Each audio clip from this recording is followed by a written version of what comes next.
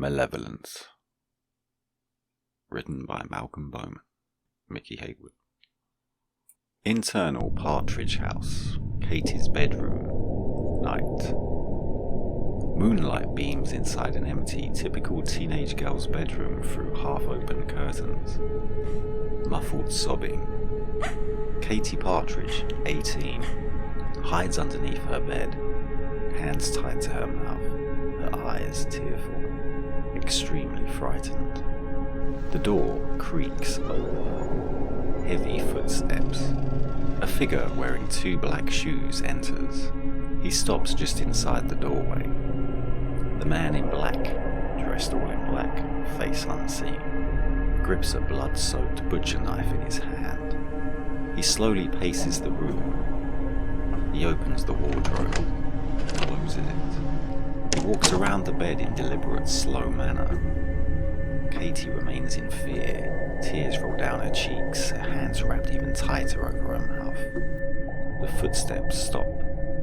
Silent moments pass.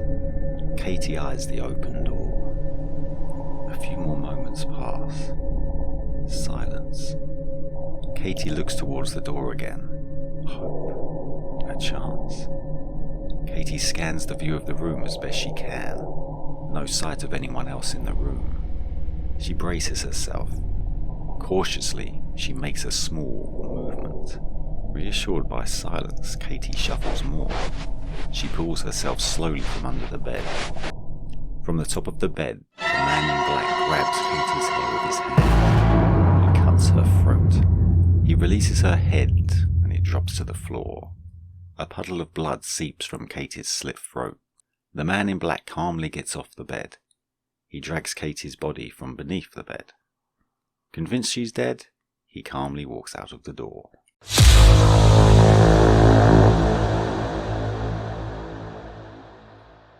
Internal Partridge House, upstairs hallway, night.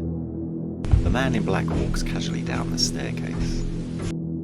Internal Partridge House, lobby, night. The man in black stops in the lobby. He examines the security lock on the front door. It's still intact. Internal Partridge House, living room, night. A muted television beams the only light into the room. 2 dead bodies sit upright on the sofa. Richard Partridge, 44, throat cut, his head dangles behind. Next to him sits Patricia Partridge, 41, numerous bloody wounds to her torso. The man in black pauses for a moment, admiring his work. Maxwell Partridge, 16, lay outstretched on the floor, several bloody stab wounds in his back.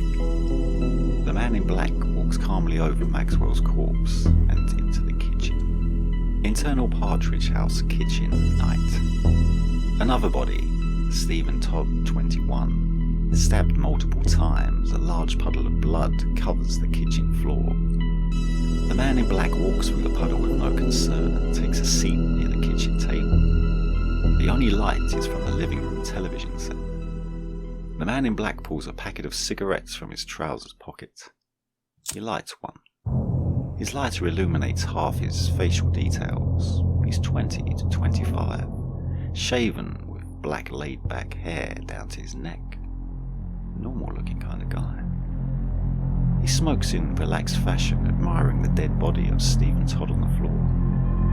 He tips his cigarette ash into the puddle of blood. He takes out a mobile phone from his pocket, switches it on. The display light illuminates that the cover of the phone is feminine. Display clock reads 1913. The man in black flicks through the contact pages. Various names appear until home pops up on the screen. The man in black dials. The landline telephone rings in the living room. He lets it ring 3 times. Ends the call. He dials Dad. A cell phone rings out in the living room. He dials Mom. Same result. The man in black flicks through various names until he comes across Steve.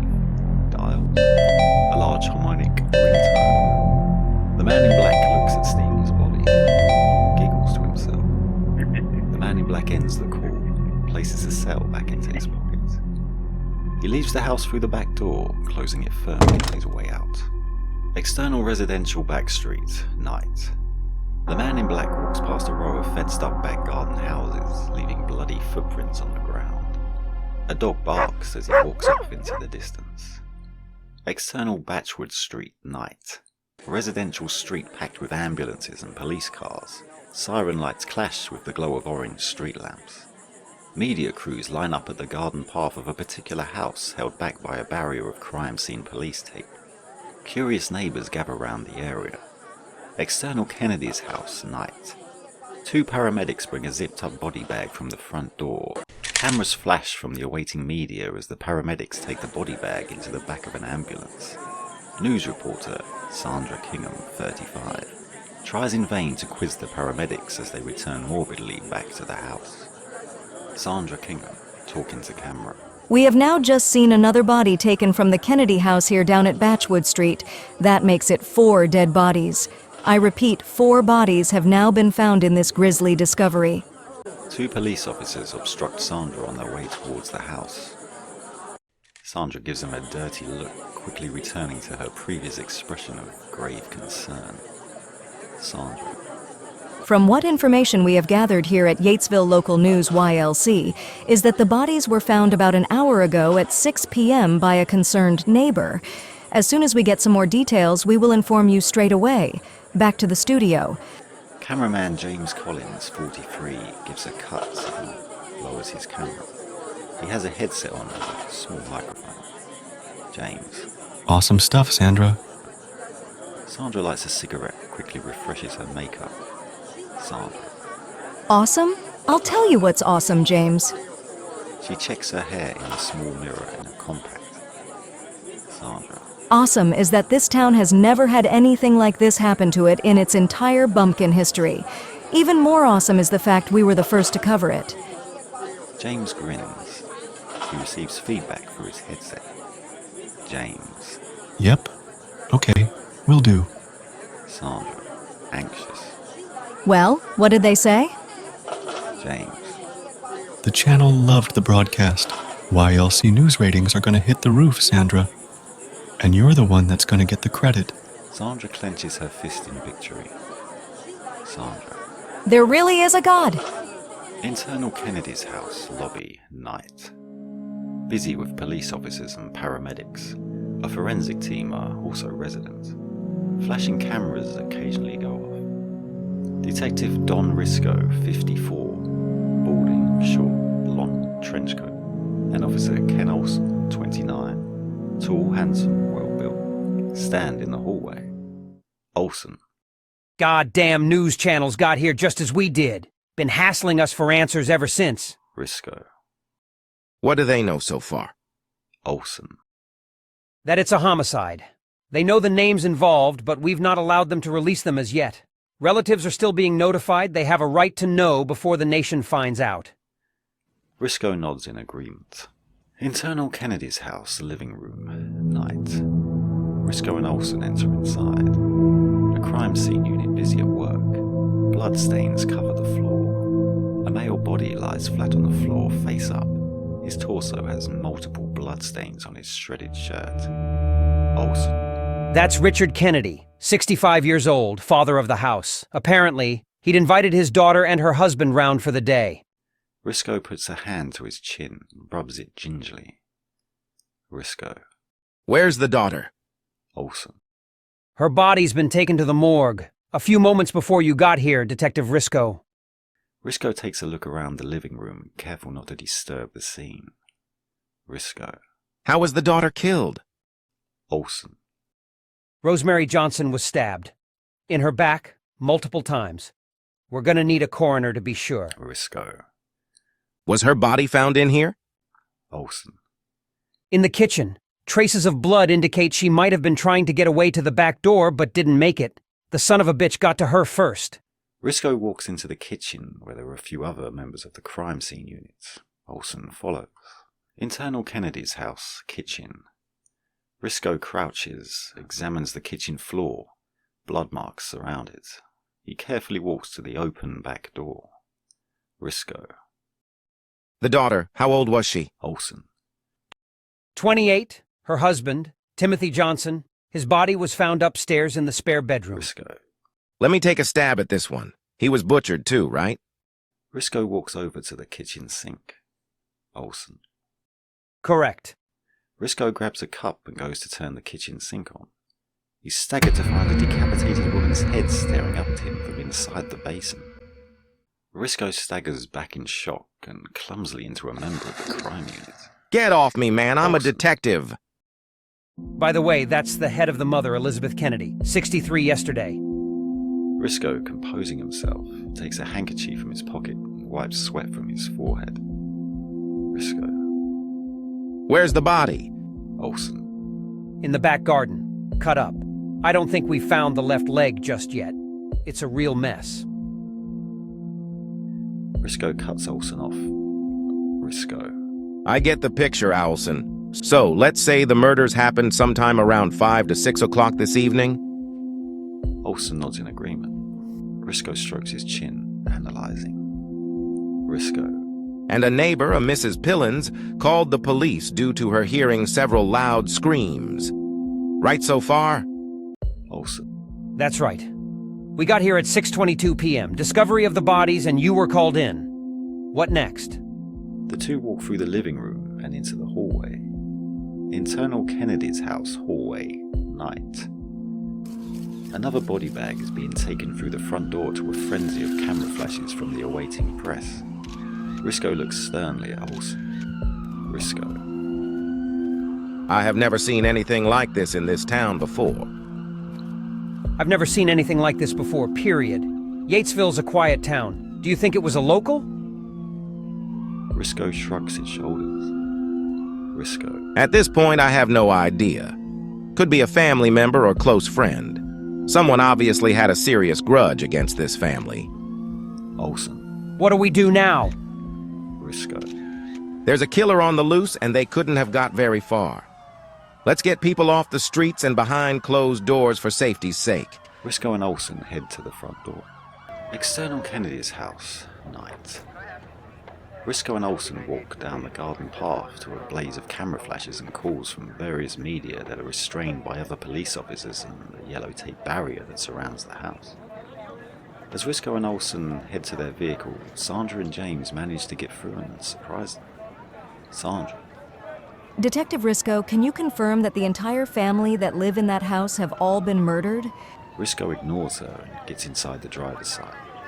Olsen pushes back James. Other officers join to clear them off. The YLC crew are pushed aside as Olsen joins Risco in the passenger seat of the car. Internal police car, night. Detective Risco. Not exactly the time for a statement. Officer Olsen. When in the hell will that Sandra Kingham learn? God, she would take a simple story of a cat stuck in a tree and make it out to be an escaped panther on the prowl. Risco. They're only doing their job. Time for us to do ours. Media cameras flash once more at another body bag being carried back down the path from the Kennedy house. External back streets, night. Some house back gardens have small fences, and most are open. A desolate pathway leads down the back streets.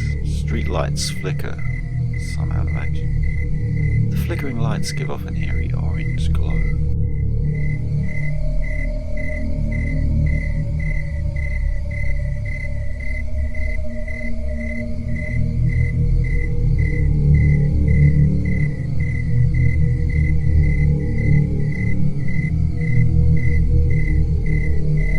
The man in black walks down the path. He stops at the sight of one of the open gardens. He walks up the pathway towards the back door.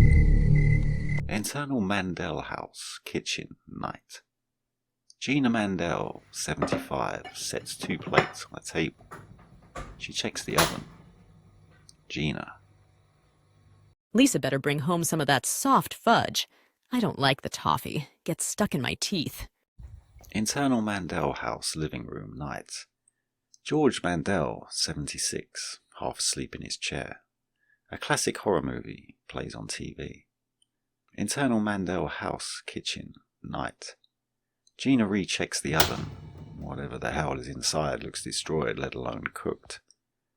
The man in black grabs her from behind. towards her mouth. He forces her to her knees, twists her head round as far as possible, breaking her neck. He lets her body slide down onto the floor into a heap. Man in Black walks slowly toward the living room. Internal Mandel house, living room, at night. Man in Black walks behind George and grabs his head. He twists his head hard and fast, snapping it instantly. George's head slumps loosely to the side.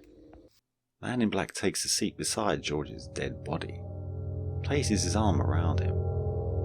A buzzing sound. Man in Black pulls out the cell phone he stole from Katie. Text message. Hey, where are you? The Man in Black grins. He types a reply. Text message. Just killing time. He sends the message. Giggles. He lights a cigarette and pats George on the shoulder as if he were consoling him. The cell vibrates in his hands. He's surprised, confused. He looks at the message. Text message. Well, you still coming or what? He stares at the message for a moment. It looks questionably for guidance from George. He types a reply. Text message. Where to? Internal Westlake house, bedroom, night. The room is very much like a typical teenage girl's bedroom. A music station plays on a small television set. Christy Westlake, 18, lie on her bed with a mobile phone in her hand. She looks at the message that has just been sent to her. Text message. Where to? Christy makes a confused expression before dialing on her phone in response. Internal Mandel house, living room. The Man in Black remains sitting next to George, his arm around his shoulder as if consoling him. The mobile phone vibrates in the Man in Black's hand. Ringtone shatters the silence.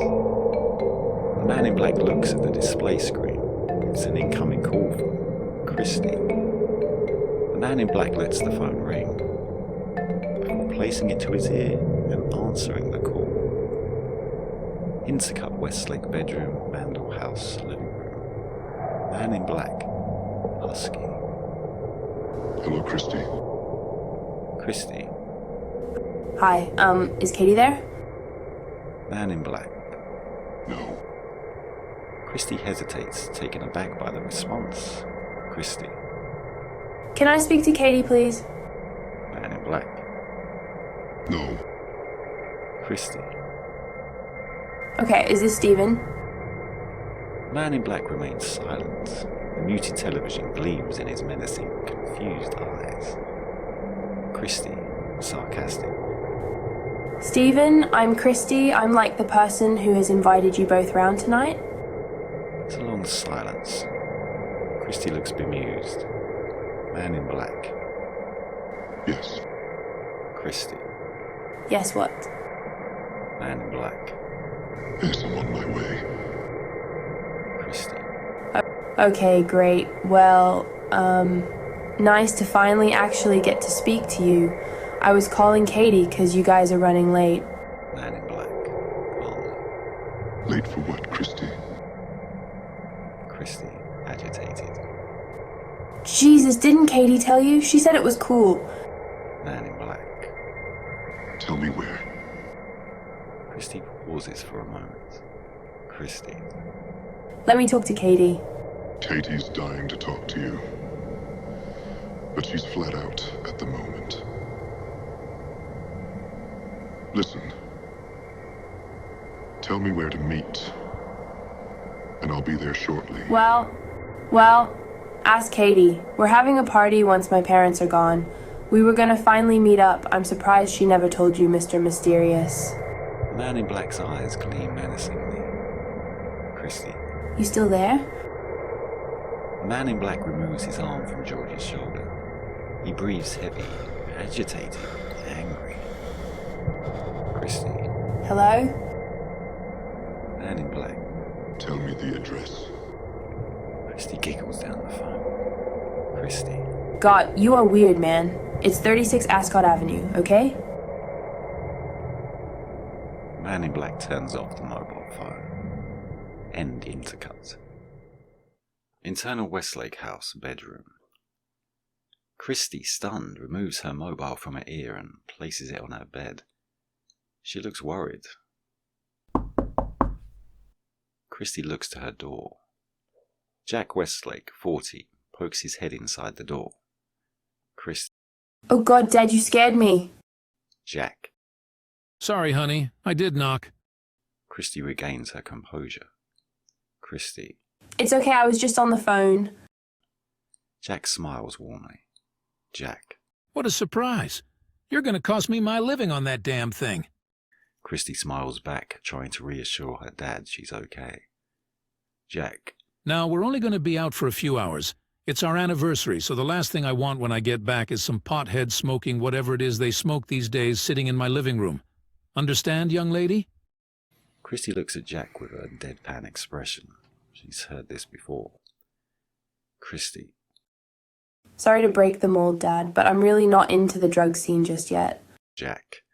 As long as you keep that attitude, I will always sleep safe and sound. He leaves the room and closes the door behind him. Christy mockingly rolls her eyes and falls playfully back on her bed, as if she's had enough already. External Yatesville Police Station, night. A small station, typical for a small suburban community.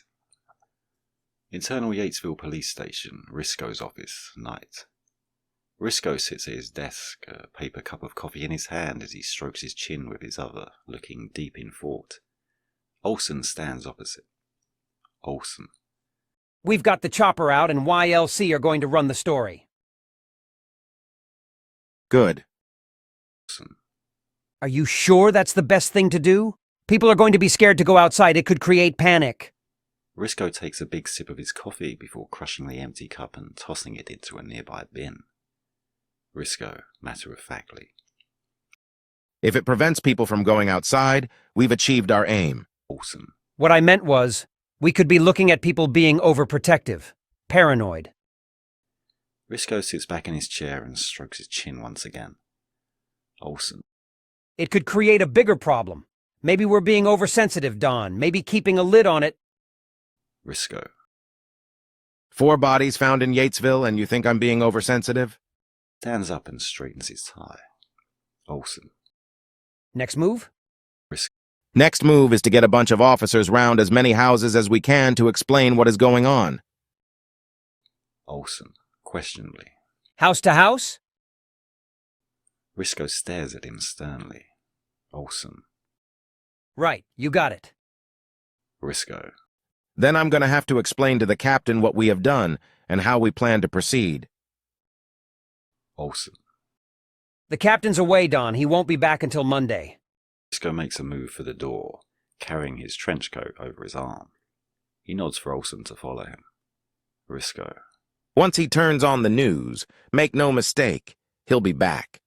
External Ascot Avenue, Westlake House, night. Christy stands at the front door, cheerfully waving goodbye to her mum and dad. Jack Westlake sits in his car. His wife, Hannah Westlake, 38, sits in the passenger seat.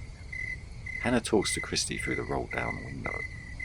Hannah. Okay, Chris, you've got the number to call if you need to contact us, okay? Christy nods and gives a smile. Christy. I've got it, Mum, for the 100th time. Just go out and enjoy yourselves. Hannah. Okay, hon, we won't be late. Hannah rolls the window up and waves to Christy as the car reverses from the driveway and onto the road. Christy remains at the door until the car drives off down the street. She breathes a sigh of relief. Christy takes a quick look around the street before going inside, closing the door. Internal Westlake House, hallway, night. Christy stands in the hallway, alone. Although she's wanted the house to herself, she's a little bit spooked by the sudden emptiness and silence. Silence apart from a grandfather clock, based against the staircase and next to a basement door, rhythmically ticks. The hallway extends all the way down to the kitchen and to the back door, which is shut. To the immediate left of the hallway, there is a doorway leading to the living room. Christy makes a false cough as if to compose herself and walks into the living room. Internal Westlake House, living room, night. Christy walks in and sits down on the settee. There is another single chair which is just in front of the living room window. The curtains are drawn. Magazines and a remote control sit on top of a coffee table in the centre of the room. The television is turned off. At the top of the living room, nearby another large window with drawn curtains, is a large dinner table with 6 chairs surrounding it. A doorway leads into the kitchen itself, and the lights are off. Christy nettles herself into the settee, trying to adjust her nerves. A creaking noise from the kitchen. Christy, anxious, looks at the doorway leading to the kitchen. A faint creak from upstairs. Christy, to herself. Get a grip, go. Christy grabs the remote from the table, switches on the television. She switches it to MTV. A random musician plays, or more likely, some kind of reality television show. Christy turns the volume up a little bit louder than it's currently set, takes a seat on a single chair, huddling up with her legs crossed. Christy looks anxious. She keeps peeking at the doorway leading into the kitchen. Christy takes her mobile phone and before she can do anything with it realizes the battery is running low. Phone display. Battery 1%. Christy sighs. She places the phone on the table. She heads to where the television is. Her phone makes a beeping sound and cuts out. She kneels down and grabs a phone charger from behind the television, where a bunch of plugs are connected into a multi-plug adapter. She pulls out a wire and connects it into her phone. Christy leaves her phone by the television set and gets back to her seat. Internal Westlake House, Christy's bedroom, night. POV, climbing through an open window, managing to land onto the floor gently, looking around slowly in the darkness. The door of Christy's room is open. Light from the hallway makes the objects in her room more clear. Moving slowly forward towards the door. Internal Westlake House, living room, night. Christy, still watching the television, takes a look at a clock that sits on top of the fireplace.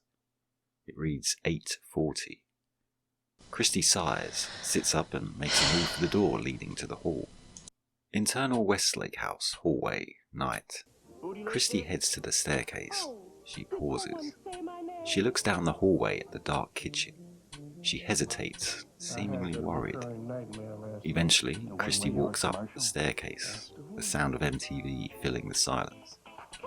Christy is halfway up the stairs when a sound of broken glass shattering in the kitchen makes her freeze on the spot. Frozen in fear, she holds tight to the banister rail as she looks down at the hallway. It's empty. She looks to the front door, then to the top of the staircase. The top of the stairs are closer.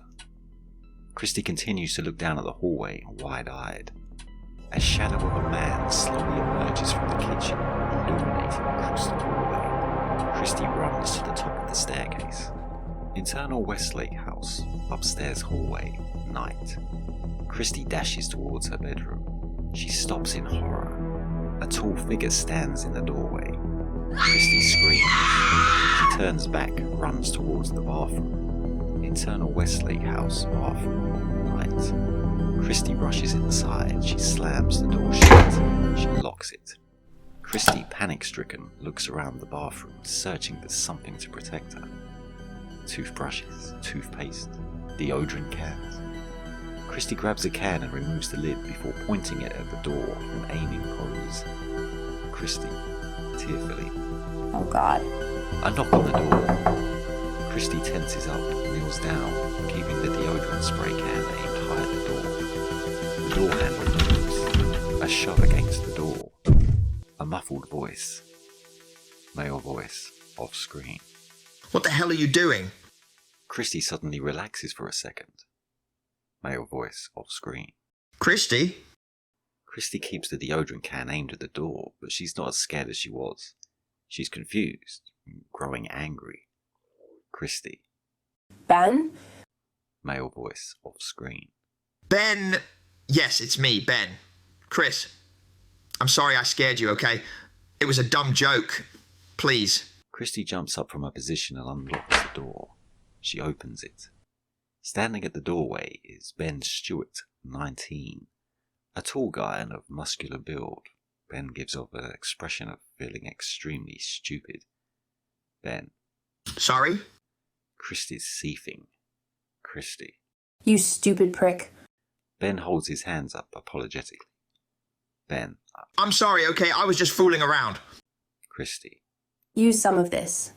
Christy shoves the can of deodorant into Ben's chest before storming off into her room.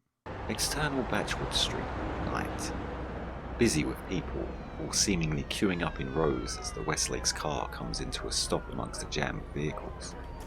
The familiar sight of flickering blue and red police lights serenade the scene. A helicopter can be heard above.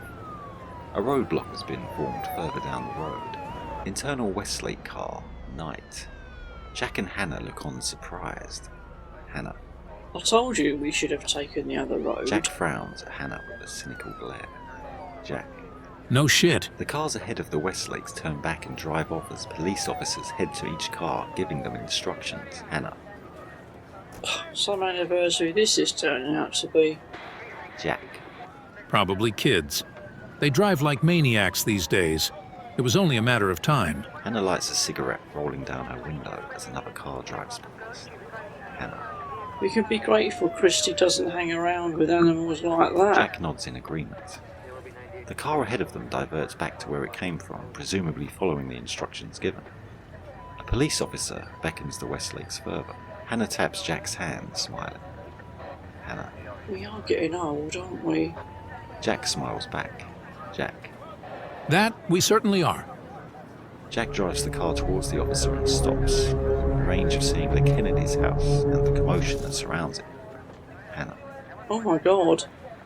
Both Jack and Hannah look stunned by the sight. The police officer approaches the car. Jack rolls his window down.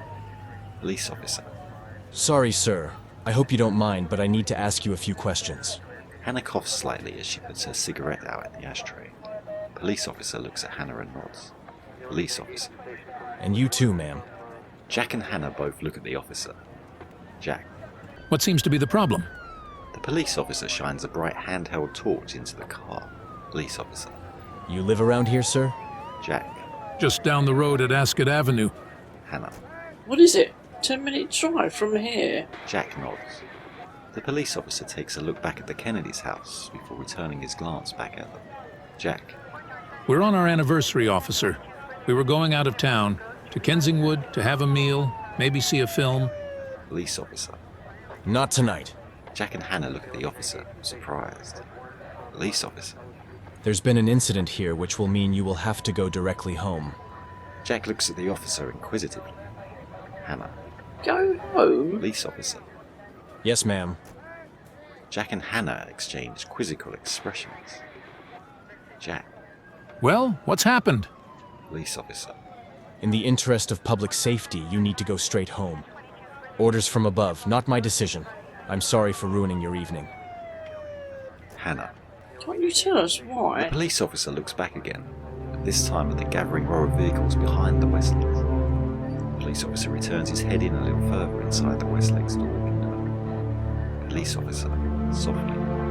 There's been a murder. Jack and Hannah look open-mouthed in shock. Jack. Oh my god.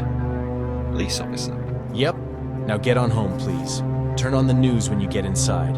You can hear it all about it then. The police officer steps away from the car and signals the vehicle behind them to follow on. The Westlakes take a turn at the roadblock and head back home. Speeding.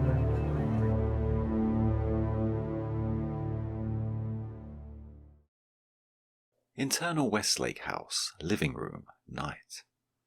Christy sits on the single chair. Ben lazes across the settee. MTV plays from the television. Despite the god-awful music, there's an awkward atmosphere between the two. Ben. Look, Chris. Christy looks at Ben once, a sharp glare, before returning her fed-up gaze at the television set. Ben. I'm an idiot, okay? Look, I was out of line to do that, but I thought it would be funny. Christy sits up and faces Ben. Christy. Funny. Breaking in my house and scaring me to death. That's funny to you, Ben? Ben takes out a cigarette and then offers one to Christy. She reluctantly accepts. Christy. Psycho boyfriend. Ben laughs before Christy shoots him with another glance that quickly silences him. Ben passes a lighter to Christy, which she keeps in her pocket. A few more moments pass as the two idly watch the television. Christy. So, how did you get up into my room anyway? Ben, tipping his ash onto a table coaster, looks at Christy, relieved she seems to be talking to him again. Ben. You left the ladder outside your window, numbskull. It should be pretty obvious.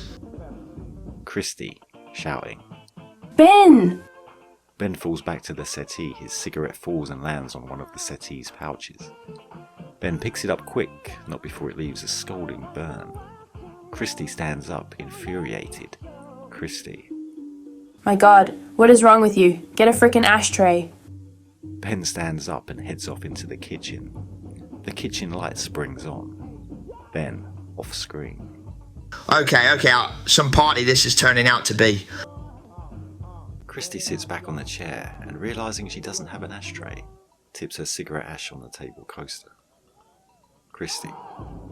You made a real mess of my mum's table, Ben. No answer. Christy looks back at the television set. She takes the remote and switches the channel. Ben calls out from the kitchen. Ben, off screen. So where is Katie and her new boyfriend? Christy gazes at the television set. Christy. I don't know. I talked to him though. Ben walks through the doorway to the kitchen and enters the living room, a can of beer in his hand, an ashtray in his other. Ben takes a seat on the settee. Christy looks at Ben, amazed. Christy. That's my dad's beer. Ben shrugs his shoulders before taking another huge gulp. Christy. Jesus, Ben. Ben laughs as he looks at Christy. Ben. He's got a 12-pack in the fridge, so what? Christy. So what? I mean, you just Ben intervenes. No. I mean, what's he like, Katie's boyfriend? Christy sits back and smokes the rest of her cigarette, then leans forward to the table to stub the cigarette out in the ashtray. Christy. I only spoke with him on the phone. He seemed weird. Ben laughs. Christy. What? Ben. Give the geezer a chance. You haven't even met him yet. Christy looks at Ben seriously. Christy. I didn't even finish what I was saying, Benjamin. Ben nods, sits back down, sipping on his beer. Christy. I'm just saying, he seemed kind of out there. Ben. Out there? Christy nods. Ben. Okay, thanks. That's some great information. He was probably high. Christy kicks at Ben playfully. Christy. He did say they will be here soon. Ben. Hopefully he brings whatever he was smoking along with him. Ben looks at Christy, and they both laugh. Christy. Hey, anyway, how did you get in my kitchen? Ben looks over at Christy, confused. Christy. Before you broke in my room? Ben looks seriously at Christy, takes a sip of his beer before placing it on the table. Ben. What are you on about? You left a ladder outside leading to your window. Christy. No, I didn't. Ben leans forward and looks at Christy. Ben. You left the ladder outside, and that's how I got up to your room. How else do you think I got up there? Christy, agitated. No, I didn't. Ben. You left your window open. Christy nods. Christy. Yeah, I always do. But I'm not going to put a ladder leading up to my room, am I? Ben. So you're saying your dad did?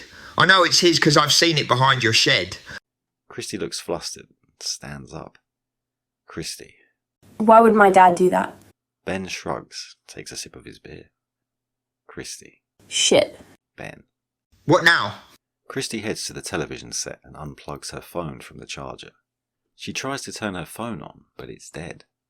Puzzled, she grabs the phone charger, pulls it out from behind the assortment of wires behind the television set, and realises the phone charger plug was not even connected. Christy. Who unplugged this? Ben. You sure it was even plugged in? Christy connects the charger plug to a wall socket and connects her phone. Christy. My mum probably took it out. Gotta save on the electricity bill. Might be a fire hazard. Ben. Oh, great. Beth and Zach have probably been texting you, and now they probably think it's too dodgy to come over. Great party, Chris. Christy switches on her phone. She waits impatiently for it to load up. Ben. I still want to know why you have a ladder directly outside your bedroom window. And here I am thinking you wanted to play some kinky Romeo and Juliet shit. Christy shakes her head at Ben. I want to know why you won't admit you get off on scaring me. Multiple message received tones. Sound from Christy's phone. Display screen. 3 missed calls. 3 unread messages. Christy looks at Ben. Christy. Here we go. Ben. Chris, I'm sorry if I was a dickhead earlier, okay? But what do you mean I was in your kitchen earlier? Christy looks back at her phone. Ben. Are you going to tell me? Christy turns to Ben. She takes a sip of his beer. Christy. You smashed something in my kitchen when you broke in. I saw your shadow. Ben. You think I'm going to do that? That I'm going to scare you that much? Christy. Well, if it wasn't you or one of your moron friends, who was it? Was there anything broken in the kitchen? Ben takes the can of beer from Christy and finishes it off. Ben. I didn't notice anything when I grabbed a beer. Did you see anything when you got the ashtray? Christy sways her head. No. Ben. I heard a smashing sound when I got in your room, to be honest. I thought that was a signal. Christy. What? Ben. I thought it was a signal for me to creep downstairs and roleplay. Christy shoots him a look of disgust. Christy. Why are boys so weird? She takes a look at her missed calls. Christy. Well, in any case, Katie's tried to call me twice. Beth and Zach called once. Christy finds her text messages. Ben gets up, dejected, and heads to the kitchen. Ben, off screen. I'm going to check kitchen security. Don't mind if I grab one of your dad's beers, do you? Christy reads through her messages. Christy, distracted. No. Go for it. They won't be home until midnight, just as long as you put it back when Zach gets here. Christy reads through the messages. From Beth. Be at yours about 10. Christy. Beth and Zach won't be here until 10, but Zach managed to score some booze. You owe my dad too, remember? Christy looks at the clock. Christy. God, it's 9:30 now. We're gonna have to just down as much. Christy looks up at the quiet kitchen. The light's on, but Christy can't see Ben. Christy reads the other two messages.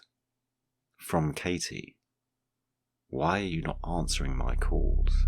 Christy sighs. She looks back at the kitchen, expecting Ben to come through the doorway at any moment. Christy. Ben? Nothing. Christy takes a look at the final text message. From Katie. Going to make you suffer like the whore you are. Katie drops the phone, a look of shock on her face as a smashing sound, similar to the one before, comes from the kitchen. Christy, worried. Ben! Christy keeps her gaze fixed on the kitchen doorway. Christy, angrily. Ben, cut it out! Christy rises to her feet, never removing her eyes from the kitchen doorway. She moves slowly to the door nearest the hallway.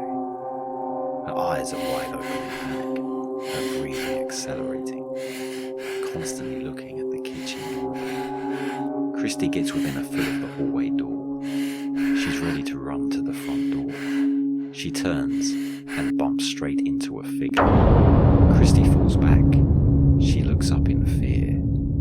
The man in black, face half concealed in darkness, stands at the hallway door, his menacing eyes gleaming down at her. External Boundings Road, night. The street is desolate. A helicopter can be heard from above. A police car drives slowly from the top of the street. Internal police car, night. Olsen drives. Briscoe sits in the passenger seat, anxiously looking out of the window. Olsen. Looks like we've got Boundings Road sealed up tight. Briscoe. I'll be happier when I see a roadblock set up. Olsen. It's gonna take time and manpower to set up roadblocks across the entire town. At least it looks like people have been watching the news, staying off the street. The police car makes a turn and drives through another street lined with houses. Olsen. You know, whoever did this could be miles away by now. Briscoe. Let's hope so for the sake of our community. On the other hand, we risk passing responsibility to somewhere else. Olsen. Christ, Don, we're not responsible for this. We don't even know if this nutball was just passing through and decided to go ape shit. Briscoe burrows his head in his hand for a moment. Olsen. Did you speak with the captain? Briscoe. I got him on his phone. He was eating at a restaurant. Olsen. What did he say? Briscoe. Food was bad. Olsen looks at Briscoe, not impressed with his remark. A police van stops at the top of the road. Olsen. That's the guys now. External Boundings Road, night. Olsen drives their car to the top of the street and pulls up alongside the police van. 2 police officers await them. Olsen and Risco get out of the car. They walk over to greet them. Risco. Listen, I want you two to set up a roadblock. Seal this entire area. One of the police officers nods and heads to the boot of his van. Risco speaks to the other officer. Risco. Stop anyone that drives up here.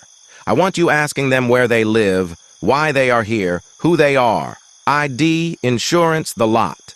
Olsen heads to the back of the car to help out with the other officer, who has pulled 2 large traffic cones from the back of the van. Before Risco can continue giving his orders, the officer interrupts. Police officer. Isn't this all a little paranoid? Risco frowns. Police officer. I mean, detective, you're setting up a roadblock on practically every street in Yatesville. Is that even legal? Risco. If you'd seen what I have tonight, you wouldn't even ask. The radio in Olsen's police car crackles to life. Olsen dashes towards the car and jumps inside. Risco to the police officer. Just do it. Officer. Anything you say, detective. Risco walks back to the police car. Internal police car, night. Risco slides into the passenger seat as Olsen replaces the radio receiver. Risco. So are you the bringer of good or bad news? Olsen. That was HQ. We've got an old lady reporting her concern over her neighbors. Not too far from here. Risco. Details. Olsen. Apparently she's worried about the fact their back door is wide open and she hasn't heard a thing from them all night. She is concerned because she just watched the news and there is apparently a killer on the loose. Risco. Let's check it out. Olsen starts the engine and drives the police car back down the street that they just came from. Risco. It could be nothing. We have to expect people watching the news to be a little paranoid. Risco lights a cigarette. Olsen. I remember saying something similar. Risco. Hearing that news of a killer is on the loose in Yatesville is like being a kid and walking into Santa's grotto, only to find him smoking crack and molesting prostitutes. It's unusual and pretty damn heartbreaking. Olsen. You have an interesting way with words, Don. Risco ignores the comment. External Ascot Avenue, Westlake House, night. The Westlake's car heads into the driveway. The car parks. Jack and Hannah get out of the car. They head to the house front door. There seems to be no lights on. Hannah. It's not even 10 yet. Do you think Christie's having an early night? Jack looks at Hannah, his eyebrow raised in mildly suspicion as he fiddles with the door keys. Jack. I hope so. The door opens. Darkness awaits. Internal Westlake House, hallway, night. The hallway is pitch black darkness. Jack and Hannah walk inside, closing the door behind them. Jack and Hannah fumble, taking their coats off. Hannah searches for the light switch. She could have left the light on for us. Hannah's hand eventually finds the switch and the hallway lights turn on. Jack heads straight for the kitchen. Jack. I know what we need, a nice glass of wine. Hannah chains the lock on the front door and then walks up one of the steps of the staircase. Hannah. A glass? How about a bottle? Jack laughs. Hannah calls up softly to Christy from the bottom of the staircase. No reply. Hannah to Jack. There's no way Christie's asleep at this hour. A slight fumbling sound can be heard from the living room. A muffled sound quickly follows. Jack. Someone's broken a glass in here, and they've done a crap job of cleaning it up. Hannah's more intrigued by what she heard. She steps down from the staircase and into the hallway, looking into the darkness of the living room doorway. Concerned, she calls out to Christy gently. Hannah. Chris? Jack walks back down the hallway from the kitchen with 2 glasses in one hand and a bottle of wine in the other.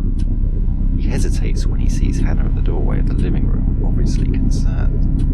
They glance at each other. Something's wrong. The light switches on inside the living room. Internal living room, night. Christy sits upright on the settee, squirming, hands hands tied thickly together behind her back with black duct tape. Her knees and her feet are also bound by the tape. Tape covers her mouth. Tears drip from her mascara-smudged eyes down her reddened cheeks. Her wide, bloodshot eyes look up at Hannah and Jack, trying to warn them. At the end of the settee sits Ben. He too is tied in the same way. Ben, however, has a bloody bruise at the top of his head. Although conscious, he looks very groggy. The man in black sits in between the two, twiddling a large butcher knife in his hand as if it were a toy. He looks up at a startled Jack and Hannah. His face is now clear in the light. He's good-looking, attractive, dark features, mesmerizing eyes. This guy could have been a male model, but he's chosen to do this. Jack rushes into the living room, but before he can grab Christy, the man in black slides his knife towards her throat. Christy gulps heavily. Tears stream from her eyes. She begins to mope. Jack pauses. Man in black, calmly. Sit. The man in black looks over at Hannah. Man in black. You too. Jack and Hannah remain motionless, shocked, terrified. Man in black, angry. I said sit down. Jack backs away hesitantly, sits on the chair. Hannah remains standing in the doorway, unable to move, unable to grasp what's happening. Man in black. Please, come inside. Hannah walks slowly into the room, stunned. Man in black to Hannah. On the floor. Hannah sits on the floor, near the fireplace, nearest Jack. Jack can't take his eyes off Christy. He's stunned. He leans forward as if to reassure her. Jack. Christy, are you okay, honey? Man in black, angrily. No, she is not okay. Does she look fucking okay? The man in black places his knife around Christy's neck, grabs her hair, pulls her head back violently. Jack immediately backs off. Hannah screams. Man in black. Shut up! Hannah stops screaming, instinct telling her disobeying this monster would result in her daughter's death. Man in black, calmly to Hannah. Good. Keep quiet, please. Man in black traces his knife across Christy's gulping, trembling throat. Hannah, tears rolling from her eyes, gasps open-mouthed. She looks at Jack. Do something. Jack. Look, whatever you want, money, please. Take whatever you want, just please don't hurt my daughter. The man in black looks at Jack, his eyes protruding a dark, intense stare. He cocks his head to one side, looks questionably at Jack. Man in black. I'll take whatever I want anyway. I don't need your permission. Jack tries to keep this crazy guy as stable as possible. Jack. Of course, absolutely. You take whatever you want. Man in black.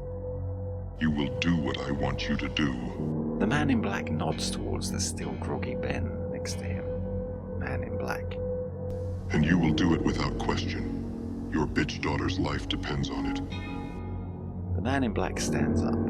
He takes a roll of black duct tape that is on the coffee table. He passes it to Jack, whose trembling hands accept the roll. Man in black. Tie your wife's hands behind her back, tight. Jack hesitates. The man in black resumes his seat in the middle of the settee and grabs Christy again by her hair, placing the knife under her throat once more. The man in black looks sternly at Jack. Jack moves from his seat and gets on his knees next to Hannah, who is still sobbing quietly.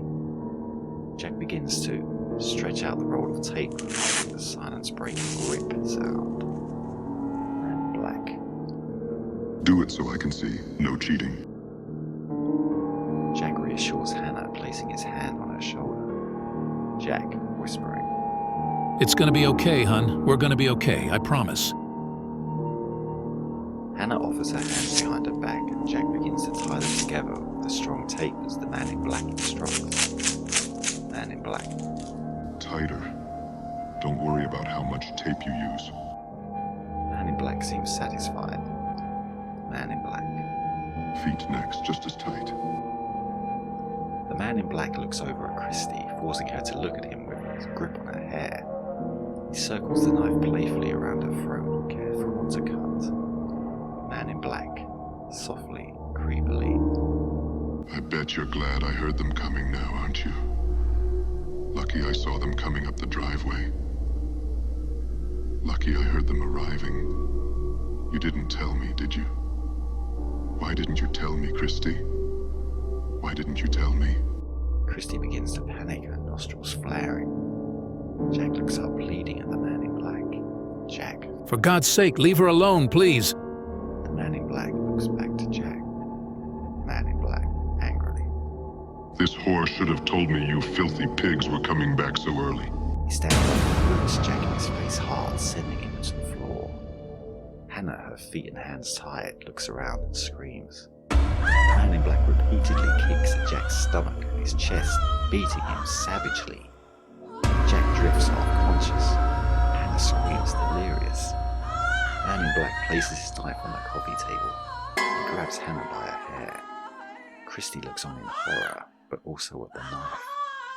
Ben, next to her, stirs awake. The man in black punches Hannah in the face hard and she falls to the floor knocked out, her nose red and bleeding. The man in black looks at Christy, noticing how she was looking at the blade. Man in black.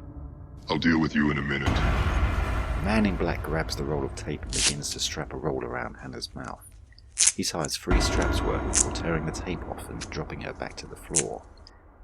He walks over to Jack, who's regaining consciousness, and begins to do the same, tying the tape tightly around his mouth and head, then his hands, and then his feet. The man in black drags Jack to the chair, props him up. The man in black grabs the knife from the table, looks at Christy menacingly. Man in black. You should have told me your parents were coming home early. Why didn't you tell me? Why? Christy struggles on the settee, but her movements are restricted to squirming. Looks on, terrified. Ben, next to her, regains full consciousness. He realizes the situation. He struggles to break free. The man in black approaches Christy. Laughter can be heard. The man in black pauses. He stops to listen. The laughter, a little girl's giggle, is coming from outside, round the back. A loud knock on the back door.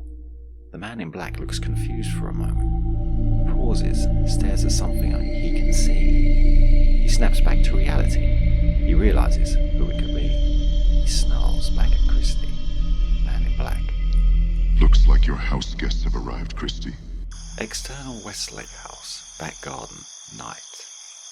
The backyard has a small-sized garden, a shed with a pebble-stone pathway that leads to the back door of the house. There's no fence or barrier from the back streets connected, so it's easy to walk into.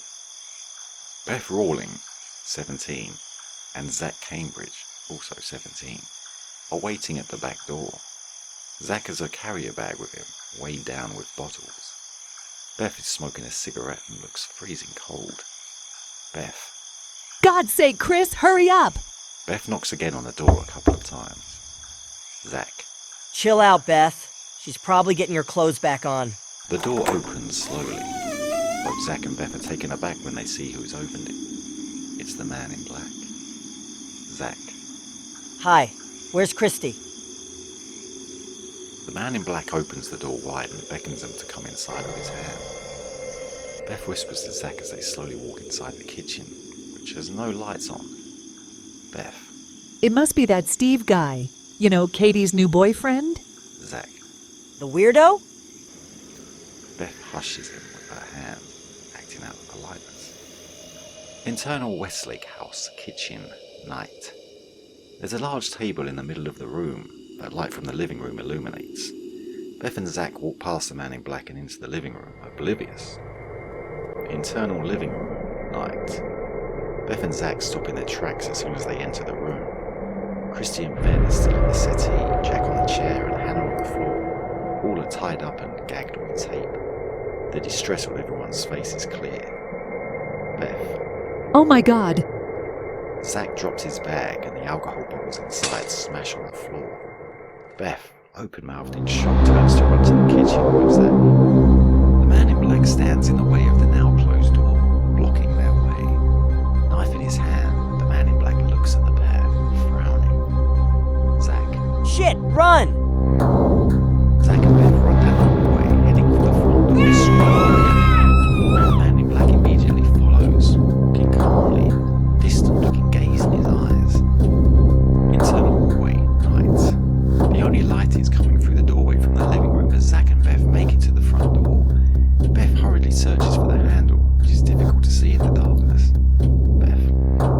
shit. Come on. Beth finds the handle. Zach looks back as the man in black walks within feet of them. Zach. Come on, Beth.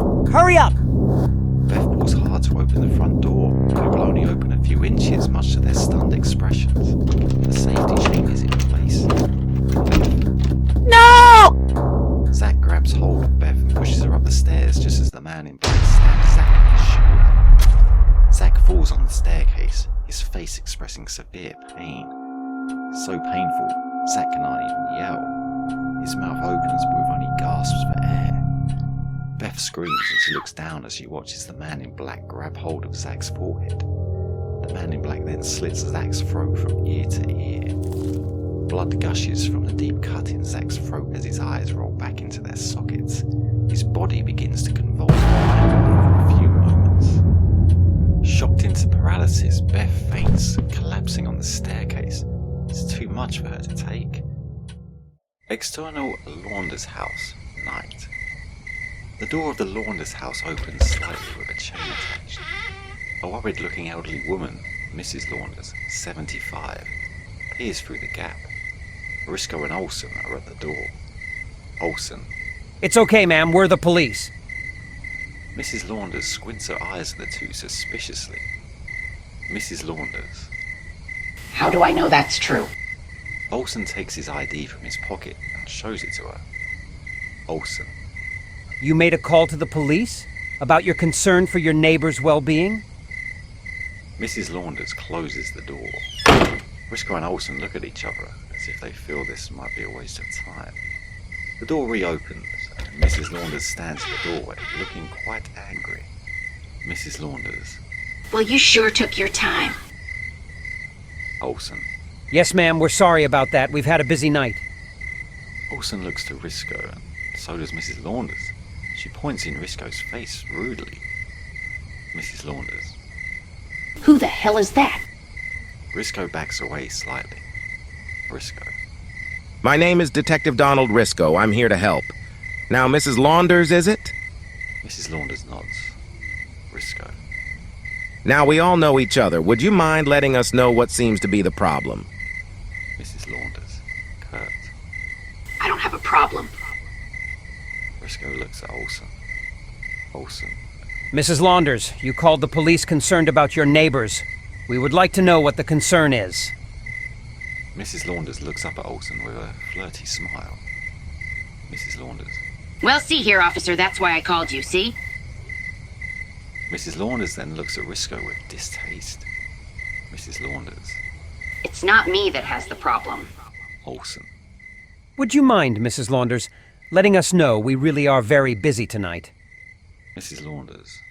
Well, next door, the Partridges, they left their back door open, and I haven't heard a noise from them all night. Olsen nods. Olsen. Go on, Mrs. Launders. Mrs. Launders. Well, I'm not one to begrudge anyone's fun, but usually they make a lot of noise. What with the television they have and all. Risco takes a look over at the Partridge house. Risco. This is the one, Mrs. Launders? Mrs. Launders nods. Mrs. Launders. That's the one. What with the news of this maniac out there somewhere, I felt it right I called the police. Olsen. Have you tried to contact them at all? Mrs. Launders. That's your job, sonny boy, not mine. It's up to you and that Columbo wannabe guy you got working with you. Olsen. Okay. Thank you, Mrs. Launders. We're grateful for you looking out for your neighbors. Is there anything else we can do for you? Mrs. Launders. Well, yes. You can catch the maniac that's out there. But I doubt that's possible if the rest of the police are as slow as you two. Mrs. Launders closes the door, leaving Olsen stunned. Risco walks over to the Partridge house. Risco. I think she likes you. Olsen follows to the Partridge house where Risco knocks on the door. Olsen. I think she took a shine to you personally. Risco knocks on the door again. No answer. Olsen peeks through the window. Olsen. Lights are off, but I can make out the TV's on. Risco. Let's take a look round the back. External back streets, night. Risco and Olsen walk cautiously to the back garden of the Partridge house. External back streets, night. Risco and Olsen walk cautiously to the back garden of the Partridge House. External Partridge House, back of house, night. Risco and Olsen walk up the path leading to the wide open back door, the wind gently rocking it back and forth. Olsen, disgust. That smell. Olsen stops in his tracks. There's something on the path. Risco. I smell it. Risco looks down at the path. They're both walking in a pathway of blood. Risco. Now I see it. They both pull their guns from their holders. Olsen. What do you want us to do, Don? Call it in? Risco. No time for that. Let's go. Risco takes the lead as he walks to the back door. Olsen follows close behind. A puddle of blood leads from the doorway. Internal Partridge House, kitchen, night. The kitchen floor is a pool of blood as Detective Risco enters inside. Blood strings cling to his shoes, a squelching sound made by each footstep. Risco notices the body of Stephen Todd. His body is lying on the ground, surrounded by blood. His torso is leaned up against the cupboard, his eyes wide open in a death gaze, blood drooping from his mouth. Risco, disgusted, composes himself. Olsen enters the kitchen. Olsen. Oh, my... Olsen retreats outside. The sound of him throwing up can be heard. Risco walks to the back door. Risco, whispering. Olsen. Olsen stands in the garden holding his stomach, sickened. Olsen, breathlessly. I'm all right. I just need a minute. Risco. Get to the car. Call back up. Olsen darts off down the blood-ridden pathway. Risco heads back inside the house. He walks towards the doorway leading to the living room. He pauses. Risco. Holy Mother of God. Internal Partridge House, living room, night. The living room is illuminated by the muted television set. A news channel reports on the Yatesville murders. Blood surrounds the surface of the floor. The body of Maxwell Partridge lying flat on his chest, stab wounds in his back. Richard Partridge sits on the sofa with his head dangling, throat cut. Glistening blood drools to the floor. The body of Patricia Partridge is sat next to Richard. Numerous wounds to her torso. Risco, leading with his gun, walks inside the living room. Internal Westlake House, hallway, night. The man in black drags Beth's body along the hallway to the basement door. He tries to open the door, but it refuses to budge. He runs his hand through his hair in frustration. He walks back to the living room doorway.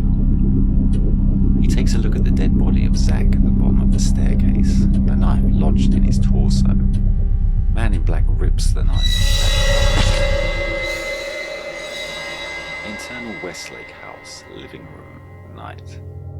The man in black walks inside, scans the room. Christy looks up at him. She quickly glances back down to avoid any eye contact.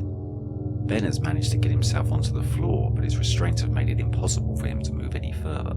He lies flat on his chest, squirming. Jack remains in his chair and looks on helplessly. Hannah's remained flat on the floor, although now conscious, she too is squirming due to her restraints. The man in black, knife in hand, walks over to Ben. Ben looks up. The man in black towers over him. Man in black.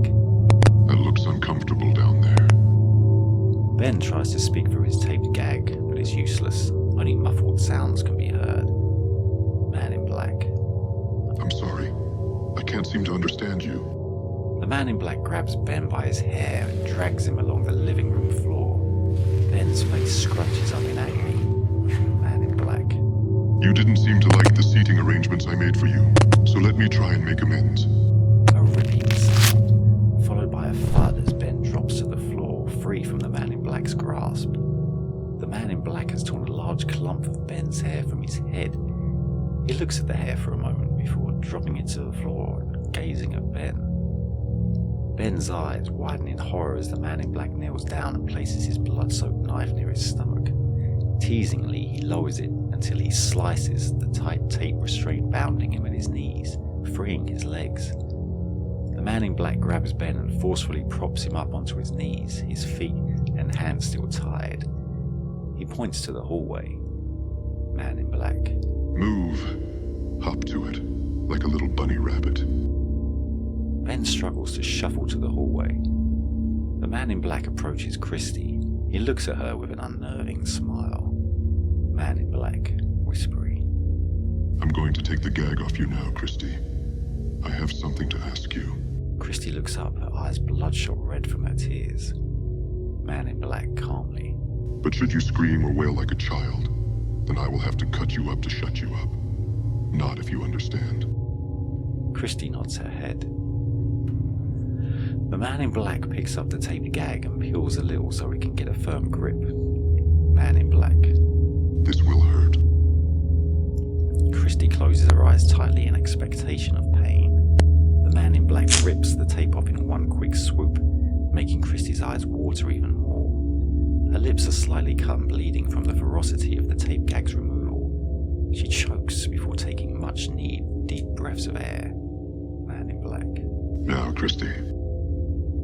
Christy, rolling her lips inside her mouth to numb the pain, looks up. Man in black. Where's the key to the basement? Christy. There isn't a key. Smack. The man in black slaps Christy's hard face enough to make her teeth chatter, reducing her to tears. Jack and Hannah's muffled protests grow louder in the background. The man in black grabs Christy's hair and forces her to look up at him. He stares down menacingly at her. Man in black. I will not ask again. He looks over at Jack, tauntingly twiddling the knife in his hand. Man in black. Maybe Daddy here will be more cooperative, which means I have no further use for you, Christy. Christy, pleading. I'm telling you the truth. There's a latch on the door, that's all. There's no key, I swear. Man in black lets go of Christy's hair and pushes her away. He walks to the hall doorway. Ben is just about to shuffle himself reluctantly through. The man in black kicks Ben in his back, sending him falling face first onto the increasingly blood-soaked carpet. Internal Westlake House hallway 9. The man in black walks to the basement door. He searches for a latch. Surprised, he finds there is one right near the doorknob. The latch is released with a click. The man in black pulls the creaking door open slightly. Grins. Internal Westlake House living room. Night. Christy looks at Jack and then at Hannah. Christy whispers. What do I do? Jack, keeping his eye on the doorway, looks at Christy with fear in his eyes. He shakes his head, clueless. Christy. Scream? Jack expresses that he can't make out what she said. Christy mouths the words slower and a little louder. Christy. Should I scream? Jack shakes his head in furious disapproval. Man in black, off screen. No talking, Christy. Last warning. Christy sighs, frustrated. Internal Westlake House, hallway, night. The man in black opens the basement door wide open. He looks inside. A staircase leads down into darkness. The man in black grabs Bev's body and hauls her over his shoulder. Before taking a step inside the basement, he looks over at Ben, who's still struggling on the floor. Man in black. Don't worry, I'll be back for you. Internal Westlake House basement, night. The man in black carefully walks down the steps. Internal Westlake House hallway, night. Ben, lying in the puddle of Zach's blood, rolls over onto his side. His nose flares for air. He turns to the living room and can see Jack staring right at him. The two exchange quick glances. Jack's expression reads, "You're our only hope." Ben looks at the open basement door. He maneuvers himself to sit up. Ben shuffles to the staircase wall. He uses the grandfather clock as leverage, manages to stand, but he's still incapacitated by the tape around his knee. He pauses for a moment, gathering what breath he can through his nostrils. He rubs his tied hands against the wall, trying to scratch the tape, but to no avail. Ben looks to the front door, a possible chance of escape. Then he notices the chain lock. It would be impossible to unlock it with his hands tied in this way. Sweat drips from Ben's blood-covered face. The tick-tock of the grandfather clock seems to intensify. He looks at the basement door. He hops towards it, one slow hop at a time, making sure to keep his balance. Ben's drained by the time he makes it to the basement door. He looks at the darkness inside the basement, before hopping behind the door. He closes his eyes momentarily, praying this plan works. Ben backs into the door so that it closes with a loud bang. Internal Westlake House, living room night. Jack strains, trying to see what's going on in the hallway. Christy and Hannah look at each other, faces of fear. Internal Westlake House, hallway, night. Ben leans his back against the closed basement door, searching with what 3 fingers he has for the latch. Ben's fingers fumble blindly, desperately for the latch. Ben groans frustrated as his fingers trace the edges, but he's unable to get a firm grip of the device.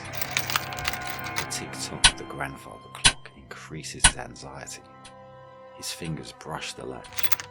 Ben, eyes wide in panic, eagerly attempts to slot the lock back in, but the job is made a lot harder by the sweat and blood mixed on his fingers, making them slip.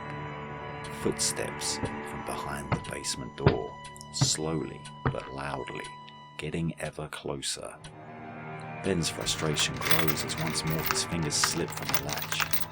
Footsteps closer to the door, must only be a few footsteps away. Ben looks to the heavens in what must be his last opportunity to lock the door. He finds the latch and locks the door, just in time, as something thumps the basement door, making it tremble. Ben, relieved, hops to the living room as repetitive thumping sounds hammer away behind the basement door.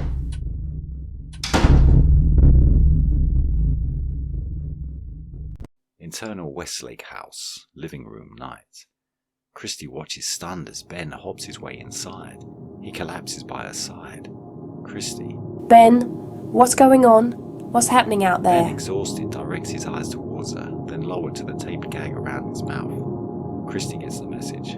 I'll get this off you. Christy leans forward and bites at the edge of the tape around Ben's mouth. Christy grimaces as she gnaws around Zach's blood that surrounds Ben's face. The thumping sound on the basement door continues, becoming heavier and louder. Christy panics, her bites unintentionally drawing blood from Ben's face. Finally, Christy manages to grip a loose bit of tape with her teeth. She pulls hard. The tape loosens and she's able to pull the whole gag from Ben's mouth. Christy sobs with relief. Ben draws breath open-mouthed. He looks at Christy gratefully. Ben. I locked that guy in the basement. Hey, I don't know how long it's going to hold him. We got to get this off our hands. Roll over. Christy rolls as much as she can onto her side as Ben maneuvers himself to her bound hands. Ben attempts to bite the tape, but it's too thick. After several failed attempts, Ben gives up. Ben, angry. Fuck! Christy. What now? We can't just give up. Ben, frustrated. We got to get our hands free. Any suggestions?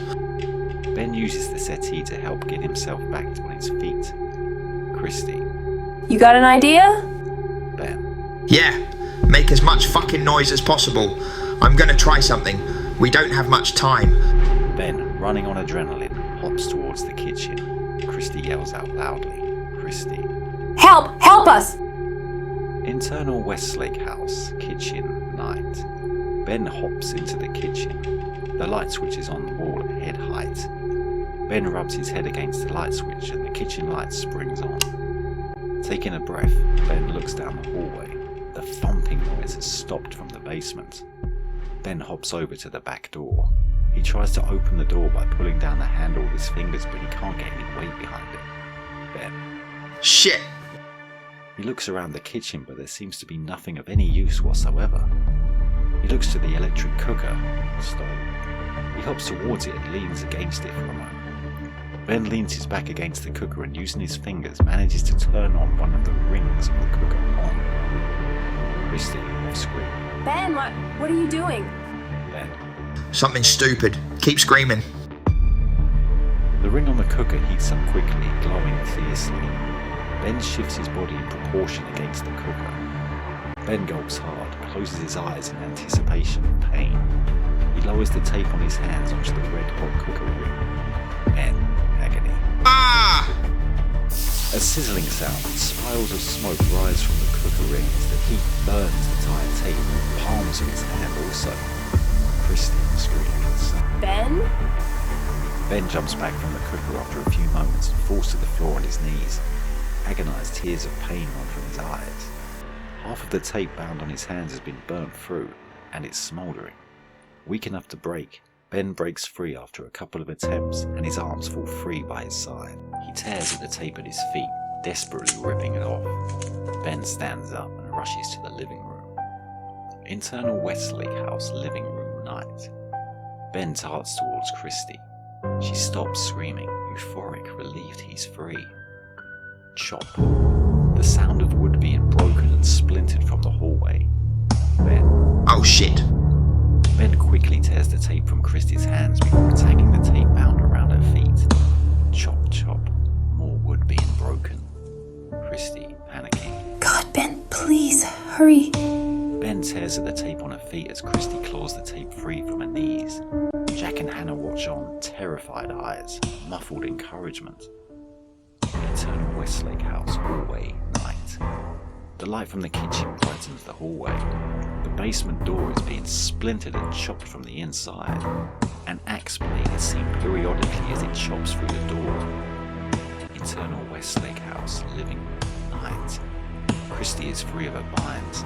She rushes to Jack. She removes his gag. She tries to unwrap his hands and legs. Ben is busy trying to remove the tape from Hannah. He too removes her gag first. Jack, gasping. Get out of here! Run! Chop, chop. Christy. I'm not leaving without both of you. Hannah lets out a scream. Everyone looks towards the doorway. The man in black stands in the doorway with an axe. Ben spots Christy's mobile phone underneath the television stand unit. Jack, still bound, looks at Christy. Jack. Run! The man in black lurches forward.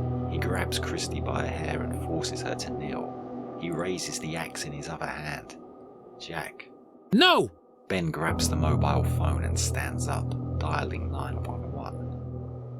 He faces the man in black, pointing the phone in his direction as if a weapon before replacing it back to his ear. Ben. It's over, you son of a bitch. Let her go! The man in black looks at Ben, fire in his eyes. Ben. I've just called the police. They're gonna be here any moment, so your best bet is to leave her alone and get the fuck out of here. A female emergency services operator's voice can be heard from the mobile phone. Operator, voiceover. 911 emergency, how can I help? The man in black, infuriated, feigns calmness. Man in black. Stop the call. Ben shakes his head, smiling nervously at the change in the situation. He senses he has the power, the control. Ben talks directly to the mobile phone, keeping his eyes on the man in black. Ben, loudly. Police! Get the police to 36 Ascot Avenue right now. There's a guy trying to kill us. The man in black calmly releases Christy. She crawls to the doorway. The man in black droops his head, as if defeated. Ben releases a nervous giggle. He's won. The man in black lunges at Ben with incredible anger, the axe raised high above his head. Look on in shock as the axe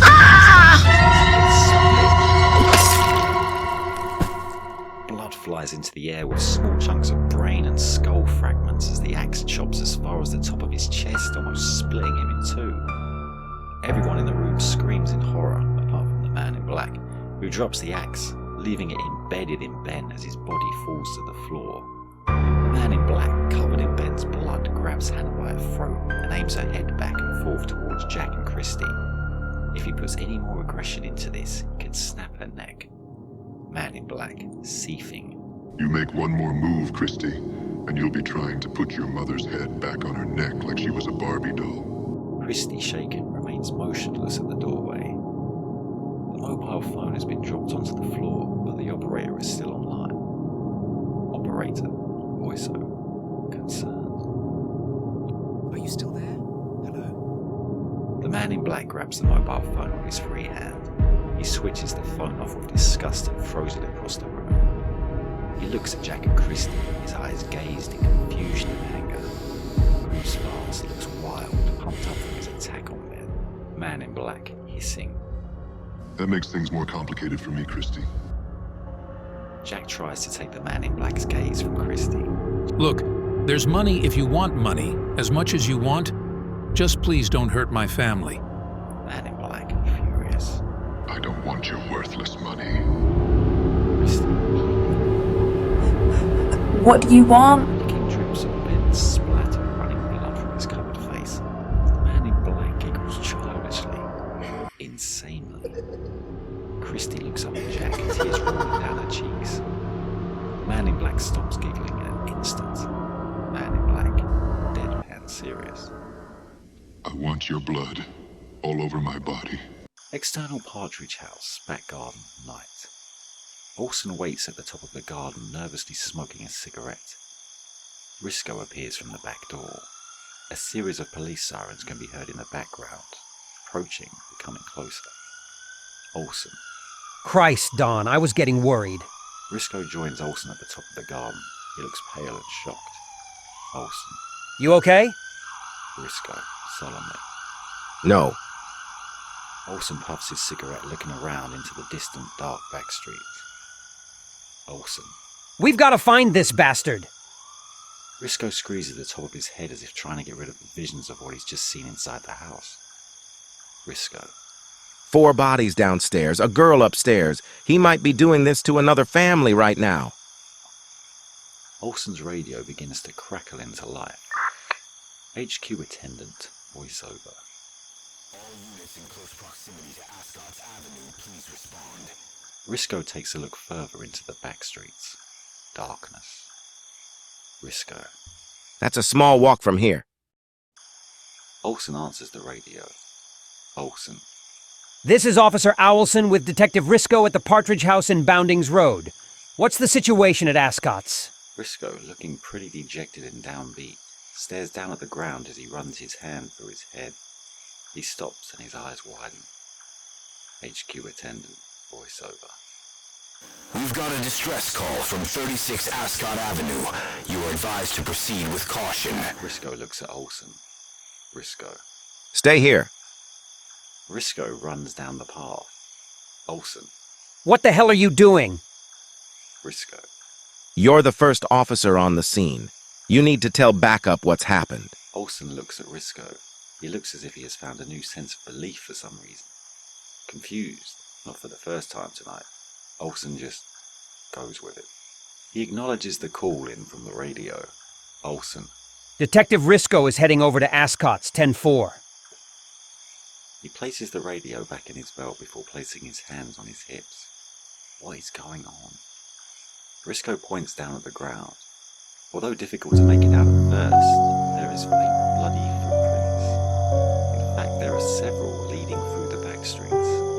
Risco. I'm going to follow this trail as far as it goes, and I'm willing to bet I end up at Ascot's Avenue. Olsen. What? This is ridiculous. This is like something out of a Scooby-Doo cartoon. Risco. This is real life. It's happening. Olsen. Just call control and let them know. We can get some squad cars over there before you. Risco. No, just don't do that. Olsen. You want to let me know why? Risco strokes his chin. Maybe this whole thing is catching up with him. Maybe he knows something else. Maybe he's just odd. Risco. I have a feeling. If this guy feels rushed, he's going to do something crazy. Olsen, sarcastic and confused. Well, that's reassuring. You're telling me this psycho has killed 10 or so people in one night, but God forbid if we rush him. That might make him do something crazy. Risco. I'm asking you to trust me, please. Risco rushes down the back streets, following what he can of the footprints. Olsen sways his head, lights another cigarette. Internal Westlake House, hallway, dark. The man in black leads Christy by the back of her neck to the basement door. The door is smashed and splintered with pieces of wood scattered on the floor. He directs her to the basement door and forces her to enter. Man in black. Gentle, serious concern. Careful, you don't want splinters. Internal Westlake House, living room, night. Hannah squirms, remains tired. Jack tries harder than ever to free himself, but to no avail. He shouts out to the man in black. Jack. Leave her alone, you piece of shit. Take me, you son of a bitch. Take me. Hannah screams out repeatedly. She's crying and frustrated, in fear for her daughter. Hannah. Somebody help us, help us. Internal Westlake House, basement, staircase, night. Christy takes slow steps downwards. The man in black directs her from behind with a tight grip on the back of her neck. The staircase creaks loudly with each step. Christy seems resigned to her fate. She's stopped sobbing and her face is miserable and sullen. Internal basement, main room, night. Christy is forced to stop as the man in black switches on a lantern that sits on a shelf. The light is faint, but it illuminates the room well enough. There are shelves along the wall, various items from paint cans to plugs. The walls look old, stone, cold, with cobwebs surrounding them. Hanging from nails in the walls are various gardening tools. Christy looks around the room, frightened of what she might see. She notices a wall at the far end of the room that looks different somehow. The light flickers, making it difficult to make out anything with detail. The man in black forces Christy to walk to the wall. As she's led over, she looks down, finding herself walking through a liquid of sorts. The light flickers again, revealing that it is blood she is walking through. Christy grimaces. The man in black forces Christy up against the wall. He smacks her around the face, cutting her nose. He presses his face close to hers, practically eye to eye. Christy closes her eyes tightly. He moves in, as if to kiss her. Christy spits angrily in his face. He moves back, as if emotionally hurt. Christy. Fuck you. Man in black turns away. He stands in the darkness, hangs his head low. Christy senses her chance. Maybe this freak is a crush on me. Christy. Just talk to me, okay? We can... Man in black snaps back to her face, an evil grin. Those horrific gleaming eyes. Is he even human? Man in black. This is where the fun starts, Christy. Christy. Why are you doing this to me? The man in black steps away from her. He smacks her face, sending her crumpling to the blood-ridden floor. Man in black, rambling. You betrayed me, Christy. You all betrayed me. He savagely kicks Christy in the stomach, leaving her breathless on the ground. Man in black. But don't worry, Christy. The show's not over for you yet. Another brutal kick in the stomach. Man in black. You brought me here, Christy. You wanted this to happen. Now I will give you what you want. I will entertain you, Christy. He walks slowly towards the staircase, muttering obscenities. He stops at the staircase, turns back and looks at Christy. Man in black. I love you. External back streets night. Streetlights illuminate an orange glow. The alley is deserted, the wind picking up easterly. Risco gazes down at the rook back gardens as he stops at the Mandel house. He walks towards the open back door. Internal Mandel house, kitchen, night. Risco enters the room. He immediately spots the body of an elderly woman lying flat on the floor. Her head is twisted in an unnatural way, her eyes open but gazing into nothingness. Noise of bubbling. Steam hisses from the cooker. Up the stove. As a saucepan boils on one of the cooker rings, Risco turns the dial down. He keeps an eye on the living room for a television he can see playing. He draws his gun, walks slowly to the doorway. You can see the face of George Mandel, his head abnormally bent back over the sofa. Risco looks unsurprised. He's used to this now. Risco to himself. Son of a bitch! I should have killed you years ago. Internal Westlake house, living room, night. The man in black walks into the room from the hallway. He grips a blood-covered butcher knife. He stares into space, distant. He looks at Jack and Hannah. Both look up at him in anger and desperation. Jack. What have you done with my daughter? If you've hurt her... The man in black remains in the doorway, knife by his side. Whatever he's seeing, he's indulged. He has a weary look on his face, as if a million thoughts are going through his mind. Man in black. It is time for one of you to go down to the basement. Jack. Look here, you bastard! I will kill you if you've hurt my daughter, I swear to God!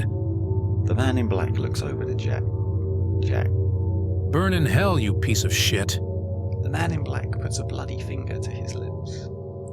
Man in black. Quiet. Jack. Face me like a real man. One-on-one, you chicken shit.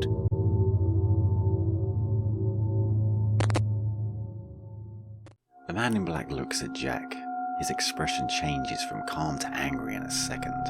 He grips his knife tightly. He stabs Jack. Jack yells in pain as the blade sinks half inside his leg. The man in black twists the knife. He removes the knife with a quick thrust. Blood spraying into the air from the wound momentarily before the blood begins to ooze and drip down Jack's thigh. Hannah screams. Man in black to Jack. You will be the last to die, but the most slow and painful. The man in black stabs again at Jack's wound and leaves the knife embedded in his thigh. Jack's head leans back as he screams out in unbearable pain. The man in black walks over to Hannah and grabs her tightly by her throat with one hand whilst removing the tape from her feet with the other. Man in black. Time to meet your daughter for the last time. Internal Westlake house, basement, night. Christy wakes up on the floor of the room, bruised. Red marks cover her beaten face. She coughs before feeling her stomach in pain. Christy adjusts her eyes to the gloom of the room and looks to the stairwell. Underneath the stairwell is a body, blood-drenched, with massive gashes and cuts to her torso. One of her legs is separated from her, strings of flesh only slightly keeping the limb attached. Christy realizes it's Beth. She sits up, startled. The blood on the ground leaks from Beth's body. A creaking sound from the stairwell, followed by descending footsteps. The man in black leads Hannah down the stairwell, his hand firmly around her neck. Christy looks up at Hannah. Both share a tearful glance at each other. Man in black. This is it, Christy. This is what you want. Christy. No, please leave my mom alone. Christy tries to get up from the floor to grab at the man in black, but she's too weak from a beating. Her legs fail, and she slumps back down to the floor. Hannah sobs. Hannah. Let her go, please. I'll do anything you want. Just let her go. The man in black strokes Hannah's hair with his knife gently, all the time looking down at Christy. Man in black. Hush. He slowly brings his knife to Hannah's neck and gently traces the blood-covered edge along her throat. Christy. Please, not my mom. Please. The man in black slowly slices Hannah's throat. Blood flows like water down her chest onto the floor. He drops Hannah's dead body to the ground, staring at Christy. Christy bursts into a near hysterical fit, grabbing her dead mother on the ground. The man in black looks down at the scene for a moment, savouring the moment as if some kind of sick victory. Christy, spitting anger. I'm gonna fucking kill you! The man in black smirks, turns his back calmly and walks to the staircase. He pauses at the bottom of the stairs, looking back at Christy holding onto her mother, crying endlessly. Man in black. It's for you, Christy. All for you. Internal Westlake house, hallway, night. The man in black emerges from the basement. The front door. Concerned voices from outside. Hey, what's going on in there? Everyone alright? Jack yells for help in the living room. Help! The knocking on the front door continues. The man in black looks confused, agitated. He walks towards the front door. The man in black looks at Zach's body lying on the staircase. He calmly opens the front door as far as the chain lock will allow. Man in black. What do you want? There were 3 concerned people on the doorstep. An elderly man, an elderly woman, and the other is a guy in his 30s. Elderly man. Who are you? Where's Jack? Jack's yells can be heard clearly. Help! Help us! The 3 back away from the doorstep, shocked. Man in black. Run! Run! The The man in black slams the door shut. He paces towards the kitchen. Internal Westlake house, kitchen, night. The man in black grabs the table. He moves it towards the back door, blocking it. The man in black paces around the kitchen. Anger and frustration builds within him. Desperation. He swipes the cut-dogged dinner plates from the draining board onto the floor. Punches a wall-mounted cupboard until he breaks a hole in the wall. He stops and regains his breath, staring at his hands. His knuckles are swelling, bleeding and bruised. The man in black storms into the living room. Internal Westlake house, living room, night. The man in black grabs Jack by his throat and squeezes hard until his face turns red. Jack struggles for breath. The man in black drags Jack from his chair by his neck and throws him onto the floor in a furious rage. He looms overhead. Internal Westlake house, hallway, night. The man in black drags Jack through the hallway to the basement door. Internal Westlake house, basement, night. The man in black pushes Jack down the staircase. Jack lands at the bottom of the stairs, knocked out. The man in black walks down the staircase. Staircase. The man in black approaches the bottom of the stairs.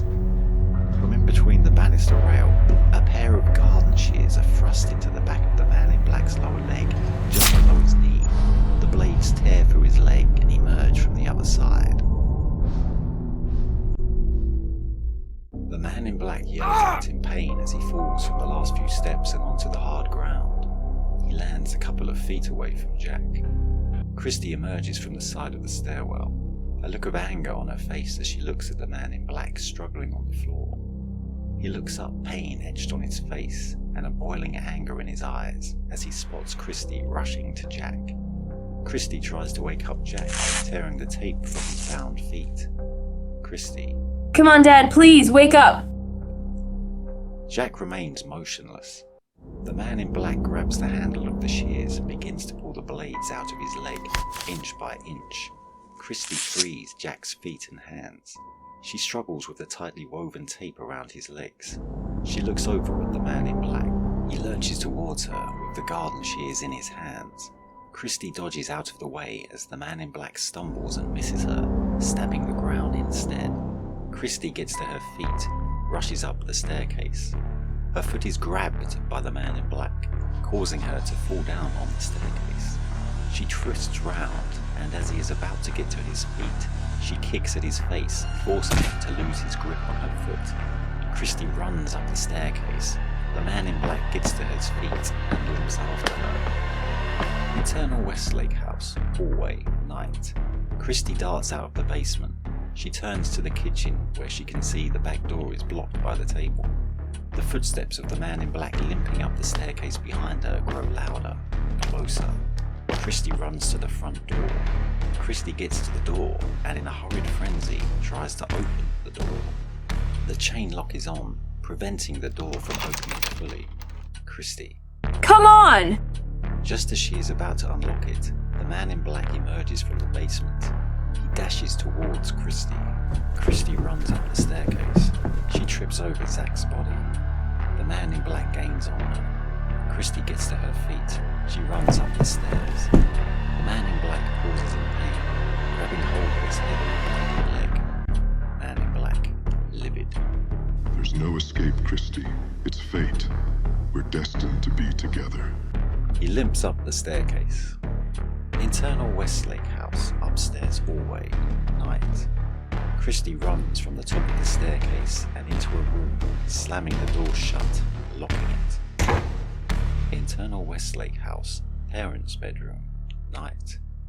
Christy dashes past a double bed, a large closet, and heads to a window which overlooks the street.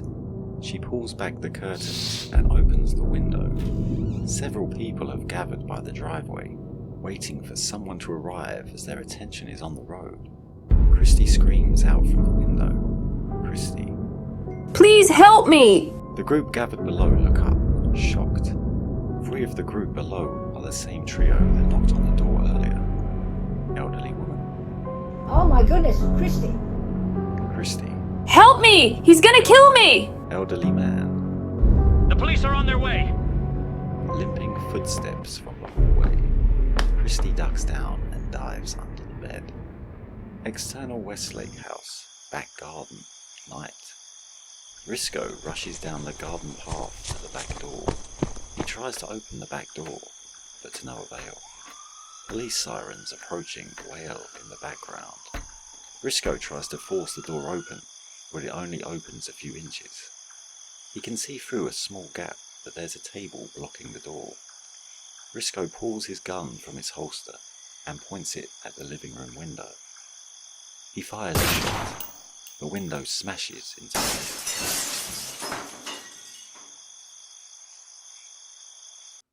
Internal Westlake house, upstairs hallway, night. The man in black at the top of the stairs hears the smashing sound from downstairs. He stops in his tracks, his eyes glistening with rage. The man in black limps towards the Westlake's parents' room. He stops at the door, tries to open it. It's locked. Internal Westlake house, living room, night. Risco climbs through the window as carefully as possible. He enters inside, gun gripped tight in his hand. The first thing he spots is the body of Ben, the axe embedded in him, and the mass of blood surrounding the floor. Risco looks through the doorway leading to the kitchen. He can see the table lodged against the back door, the carnage of broken cutlery on the floor. Risco cautiously ventures further into the room. He notices wraps of duct tape scattered around, a mobile phone on the floor, its case broken. Risco walks back to the doorway leading to the kitchen. Internal Westlake house, kitchen, night. Risco notices more wraps of the duct tape on the floor.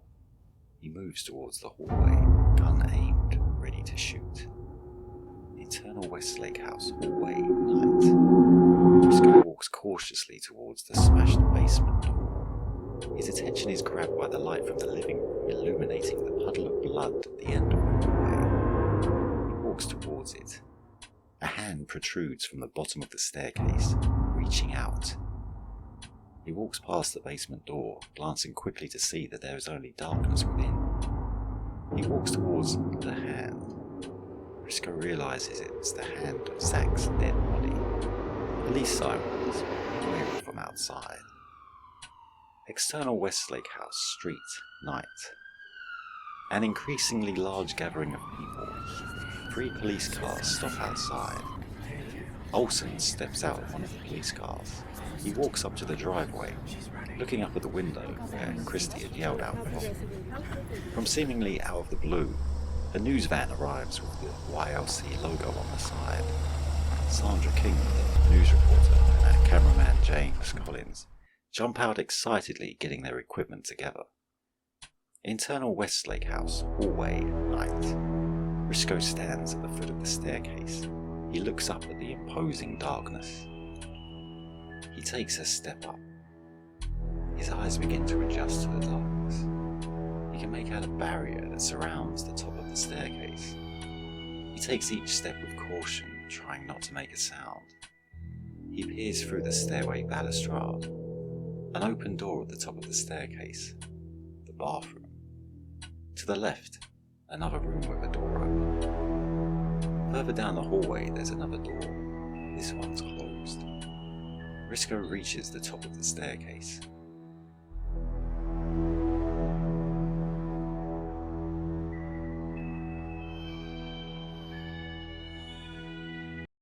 Risco moves cautiously towards the closed door at the end of the hallway.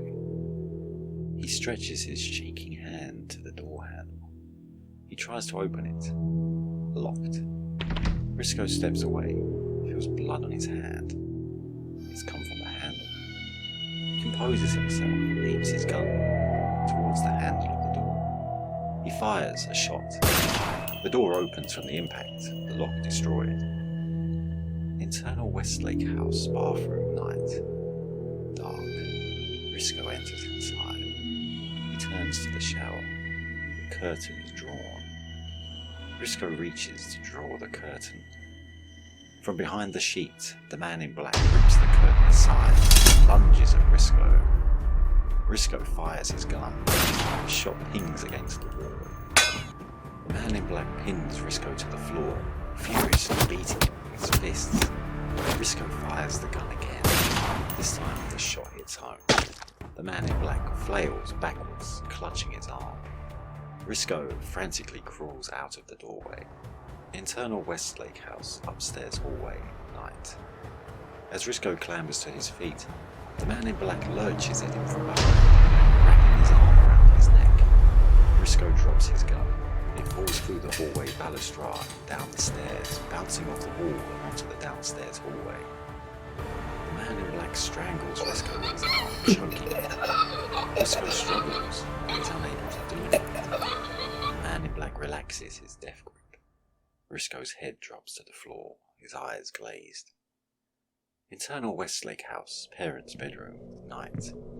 The man in black walks into the room. A muffled sobbing can be heard.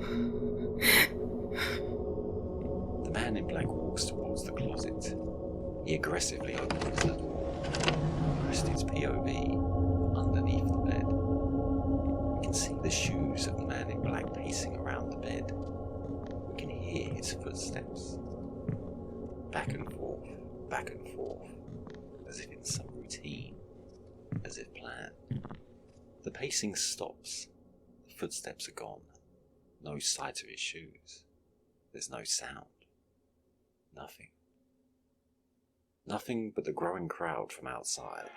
The sound of angry locals, talking, shouting and yelling, baying for blood. An audience, live on television to top it off. Internal Westlake House, parents' room, night. The room looks and sounds quiet. A moment passes. A bang. A repetitive banging sound from downstairs at the front door. External Westlake House, front, night. Two policemen batter themselves against the door, trying to smash it open. Olsen watches, worried about what's happening inside. A large crowd have formed, a lynch mob of sorts. Sandra checks her microphone, ready to go live on air. James, the cameraman, gives her the signal, counting down from 3 to 1 with his fingers. Sandra. Yatesville Live News here. I'm Sandra Kingham, giving you the up-to-date moments on the story that has gripped the nation over the last couple of hours. Internal Westlake House, parents' bedroom, night. Christy crawls out slowly from underneath the bed. She gets to her knees. The closet door bursts open. A man in black, an almost demonic smirk on his face, races towards Christy. Christy runs for the door. The man in black grabs Christy by her hair before she can escape, pulls her back inside the room and onto the floor. He straddles her, grabs her neck with both hands, throttles her. Christy kicks, bumps and screams, to no avail. The man in black gazes down on Christy as he squeezes harder, a sick, twisted, evil glint in his eyes. Bang! Internal Westlake House, downstairs hallway, night. Police officers use a mini battering ram to break open the front door. A heavily armed squad move in. Internal Westlake House, upstairs hallway, night. Risco clambers dizzily to his feet. He notices the squad coming up the stairs. He gestures them to keep their positions. The squad stay where they are, weapons poised. Risco stands at the doorway to the Westlake's parents' room. He gazes inside the dark room. He can't see anything, but he can hear Christy's anguished squeals. Risco. It's over. Internal Westlake House, parents' bedroom, night. The man in black emerges, keeping his grip on Christy's neck. He holds her in a headlock, drags her in front of him to the doorway, as if some kind of bargaining chip. Internal Westlake House, upstairs hallway in night. Risco, unarmed, backs off. The man in black, with Christy in his arms, walks slowly from the room. He looks directly in Risco's eyes. He remembers him. Risco tries to take advantage of the man in black's lapse. He moves towards him. The man in black tightens his grip on Christy's neck. Risco moves back. The man in black nods towards the squad on the staircase. The man in black. Get them out, or she dies. Risco. Listen, you're not getting out of here. You need to let her go. We can help you. Man in black shuffles back. Christie's terrified, but her tears have run out. Man in black. I told you. Get them out of here. The squad move down from the staircase slowly. It's just Risco, the man in black, and Christie. Man in black. So? Man in black walks towards Risco, forcing Christie along in front of him. Risco backs off. Risco. I'm unarmed. We can talk about this. Somewhere where no one can get hurt. But I want to hurt people. Come to me. Risco. What? Man in black. Walk to me now. Risco takes a step and approaches the man in black. Kneel before me. Risco hesitates before he kneels down in front of him. The man in black places his free hand on Risco's head and begins to squeeze hard. As he does, Risco struggles to get free. His hands grabbing the man in black's arm, trying to push it off, but to no avail. With veins bulging in the man in black's hand, he squeezes it. He releases his grip, and Detective Risco falls to the floor. Keeping his grip on Christie, the man in black begins to walk forward towards the staircase. He looks back at Risco and sneers. Man in black. Maybe next time. Giggles childishly as he leads Christie down the stairs. Eternal Westlake House staircase, night. Squad at the front door, guns aimed at the man in black. The man in black keeps Christie as the target as he walks them both to the bottom step and over the body of Zach. Eternal Westlake House downstairs hallway, night. Man in black, somewhat skillfully, maneuvers Christie so she remains the target of the squad, as if expecting a sniper hit. Man in black. Dear little Christie, you have ruined my plan. Ruined. Backing off into the hallway, keeping Christie as a shield, the man in black stops for a moment, smirking at the police officers, the squad in front of him. Man in black. I am God. You can't touch me. From the basement, Jack rushes out. Jack stabs the man in black in his neck with the shears. The blades come right out of his throat, handle deep. Christie falls free from his grasp. Jack grabs Christie, picks her up and rushes her into the kitchen, away from any harm. The man in black, still as a statue, as if pain has not registered yet, completely still. Odd. The squad open fire. Multiple gunshots enter the man in black as he falls to his knees in the basement. The man in black, covered in bloody bullet wounds, makes his last breath before his bloodshot eyes gaze into nothingness. He drops to the floor. External Nasingham Mental Institution, Day. A sign, Nasingham Mental Institution, welcomes you to the entrance of the large plush hospital. Superimpose, 1 year later. Internal Nasingham Mental Institution, Corridor, Day. Detective Risco walks down the overwhelmingly white and clean hallway. The staff look at Risco, but let him pass through as if a familiar face. They know him. He approaches the door with the number 427 written above. There's a small window on the door, which he looks through. A female doctor walks past and notices Risco at the door. She recognizes him. Female doctor. My, oh my. Risco turns round and faces the doctor. Female doctor. You here again? Risco nods uncomfortably. Female doctor. It's a damn good job you do, Detective, letting these people out and about. You give them their freedom back, let them get a taste of the real world again, help them back into society. I think it's amazing. The doctor rambles on and on as Risco looks on through the window at the figure in a straitjacket, twitching and staring through black eyes. Female doctor. It's an awful shame what happened to that young girl, isn't it? What with that maniac killing her family and her dad dying just a few days later, my heart goes out for that little one. It really does. But but at least she's alive. A tear drops from Risco's eyes as he looks at Christy Westlake. Risco. Reliving that night every day for the rest of your life? You can escape the ordeal, but you can't escape the memories.